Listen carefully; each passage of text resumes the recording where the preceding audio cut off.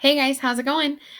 So I wanted to do a little explanation with me for this set of notes because it is a little bit more complicated. So we talked already about how economics works a little bit, what type of economic systems there are, and why we have economic systems, as well as what economics is. Today, we're going to be talking about how to make decisions in the economy. And that's going to be primarily driven by supply and demand. So, the reason why we have to make decisions is because scarcity makes choices necessary. It happens because not all resources are limitless, meaning you only have so much time in a day, you only have so much money. Whether that be in a country, in a business, in a group of people, or even in your own individual homes. So it basically happens also on a wide scale because a country can't possibly make everything for every person, every want and every need of every person that lives in their country. So it forces them to choose between wants and needs sometimes. Luckily, we live in a country where most of our wants can be met as long as you personally have enough money. But there are countries like we talked about, like Yemen or Sudan, where even the basic needs of food and water can't be met. So different countries have different problems in that respect. But essentially, there are three big decisions a country has to make in their economic system. Number one is what to produce. What kind of products and services are you going to provide?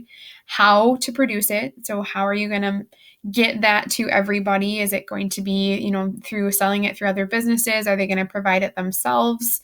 And for whom to produce. So are you producing this for everyone in your country? Are you producing it for only the people that can afford it? That kind of thing. And like I said, that's determined by two major things in the US because we have a free market system. It's supply and demand. And I'm going to explain what those things are. So, what they are. Supply is basically the amount of a good, so a product that you could get at a store, or a service like having your car fixed, that producers are willing to sell at any market price. So, meaning that if they know that they can get a decent price for a product, that is, the idea is that, the supply will be there. So that kind of goes into the law of supply, that producers want to make or offer more products at higher prices. So basically how that works is the supply of, say, iPhones is really high right now in the United States because there's so much demand for the actual iPhones themselves. So demand and supply work directly together. So if you can get people to demand or want an iPhone, you're willing to supply a lot of iPhones because you can charge people a lot for them because they really want it. Okay, so if you could only get maybe $50 from each iPhone that you sold, if you're Apple, you're not going to supply a whole lot of iPhones. You'll look into making something else. But since they can make, $900 per phone or whatever it is, they're willing to supply more iPhones to the market because of that higher price. So then demand is kind of the opposite. It's the willingness of normal people and businesses to buy a good or service. So the willingness and ability to buy something on the market. And the law of demand works directly with that. So people are less willing to buy products or more products at a higher price. So if you wanted to buy an iPhone, you would probably only buy one for yourself at one time, unless you have the ability to. If you have the ability to buy an iPhone for yourself, cool. If suddenly they drop the iPhone price to only, $100 instead of $900, you're going to be willing to buy iPhones for your whole family, Merry Christmas, something like that. So just the law of demand is people are less willing to buy things at a higher price. Okay, so it's opposite of the law of supply. So there are factors that affect how much supply of products businesses will have. And there's four big ones. So let me explain each of these. Number one is the change in resources cost. So if I am making pies, okay, my company makes pies. And I want to supply a lot of them because people really like my apple pie because it's obviously the greatest ever in the world. But the problem with that is suddenly the cost of apples is super high. And I, can't sell my apple pies at the normal $5 that I charge because the apples cost me more to buy myself. So now I have to charge $10 and I can't supply that many because I can't afford to charge people $10 a pie. They won't buy it. The other thing is productivity. So, say I'm, making apple pies by myself and the word gets out that Mrs. Severson's apple pies are the greatest, which they are. And suddenly I need help. I have to produce more pies per day in order to keep up with the demand. Otherwise, people are going to stop buying them. So I hire an employee to do it with me. And suddenly my productivity, so this idea of making more resources or more supply in the same amount of time, is able to happen. So I can produce more with 2 people. So as my productivity rises, it costs me less money to supply things because I have more product available to sell. The other thing is if I'm just working with, a hand mixer to mix my dough for my apple pies, I'm not able to produce things very efficiently because I have to use just my arm strength. And, Mrs. Severson is short, so she has little T-Rex arms. And so what I need some technology. So I get myself a KitchenAid mixer. That is technology. And it improves my efficiency. I can make way more dough in way less time. So me and my employee can up our productivity. That means more pies are made. Okay. The other thing is changing in policy and taxes. So say we suddenly get a break in taxes. They used to tax apple pie filling all the time.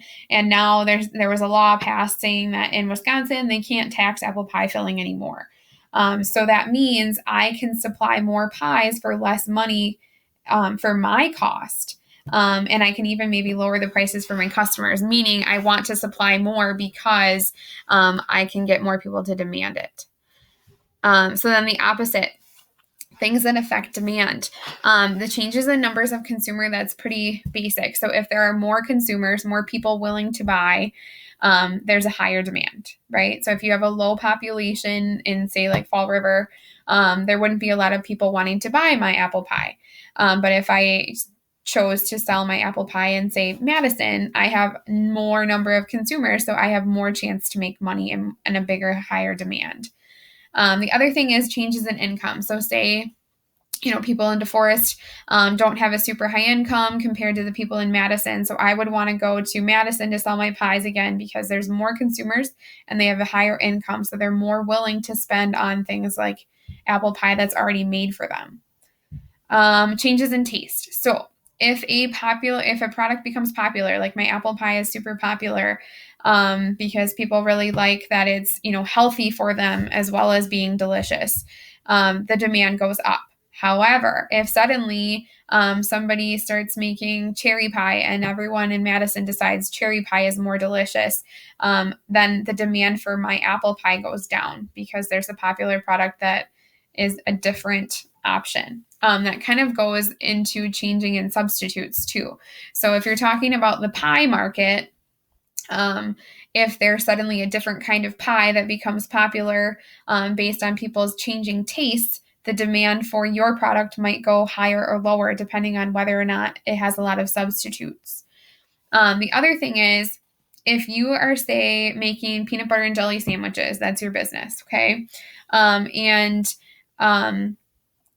suddenly the demand for peanut butter goes way up. Your peanut butter and jelly sandwiches are going to go way higher because the demand for jelly is up and peanut butter kind of goes right along with it. So if you're selling peanut butter and jelly together, then both of those demands would go higher because they complement each other. They fit together. Trying to think, like popcorn and butter, those might be complements. Peanut butter and jelly. Let's see. I don't know. Oreos and peanut butter, because I think that's delicious. So if those complement each other, if they kind of go together, they could change the demand for the other one.